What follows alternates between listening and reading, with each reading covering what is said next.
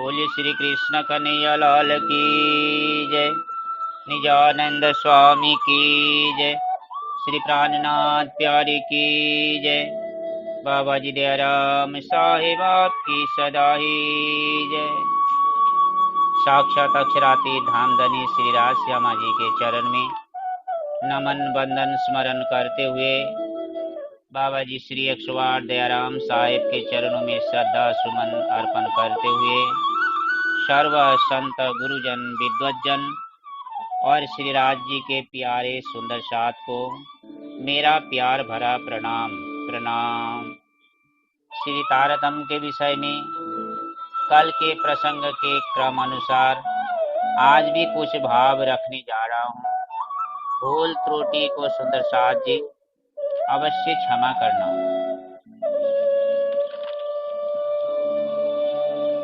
आज के युग परिप्रेक्ष्य में हम विचार करें तो तारतम विश्व के सभी मानव को एकता का संदेश देता है। मनुष्य की जब थोड़ी सी भी बुद्धि जागृत हुई तब उसने अपने को संसार में पराधीन का अनुभव किया। उसने विचार किया मैं व मेरी आत्मा का स्वभाव पराधीन परवश में रहने वाला नहीं हूँ। मेरी आत्मा उस दिव्य अखंड धाम में स्वच्छंद अपने मन की मौज में प्राण प्रियतम धनी के सुख में रहने वाली थी। ऐसी ही गति को फिर इस संसार से इस नश्वर मानव तन द्वारा प्राप्त करना चाहा। तब खोज की जिज्ञासा प्रारंभ हुई। धर्म के विषय में बुद्धि की जागृति की कमी के कारण उस समय लोग एकजुट होकर आग, पानी, पत्थर, पहाड़, वृक्ष, नदी, गोबर, मिट्टी आदि पंचभूत को भगवान रक्षणहार समझ के पूजा आराधना करना प्रारंभ किया। आदिम मानव ने भी जब जब पूजा आराधना करना चाहा, वहां बहुत सारे लोग मिलकर पूजा आराधना किया करते थे। अनजान अज्ञान में भी धर्म प्रतिभाव जहां जाग उठा, वहां एकता, समाज आदि की संस्कार मन में जाग उठा।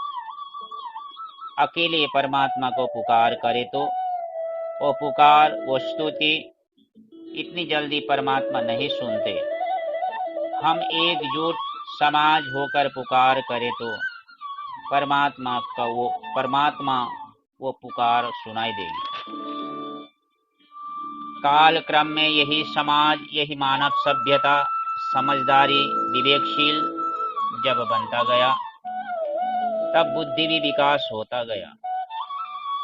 ज्ञान की खजना स्वरूप शास्त्र, पुराण, कुरान, बाइबल, गुरु ग्रंथ, त्रिपिटक आदि अनेकों भाषा आदि में ग्रंथ रचना होता गया। भिन्न भिन्न शास्त्र, पुराण, कुरान, बाइबल को मानने वाले अथवा अनेकों धर्म संप्रदाय का बोलबाला होने लगा। अब हम सभी धर्म ग्रंथ संप्रदाय मत मतांतर को देखें, विचार करें। सभी का लक्ष्य इस चेतन आत्मा को अपना मूल घर, मूल धनी के चरणों में पहुंचाना। सृष्टि के सारे जीव जगत के चेतन आत्मा भी एक ही धाम से आए और अंतिम गंतव्य लक्ष्य भी एक ही धनी परमात्मा के शरण में पहुंचे। अखंड चेतन आत्मा का धाम भी अखंड अविनाशी शाश्वत निर्विकार होना चाहिए, कारण आत्मा भी अविनाशी शाश्वत निर्विकार अखंड आनंद का अंश है। परंतु आज भिन्न भिन्न संप्रदाय मत मतांतर वालों ने भिन्न भिन्न धाम और धनी को निर्णय करके माया के नश्वर धनी, नश्वर धाम का आराधना करा रहे हैं और सारे संप्रदाय के सिद्धांत के अनुसार आत्मा को शंका कुशंका के गर्त में डाले जा रहे हैं।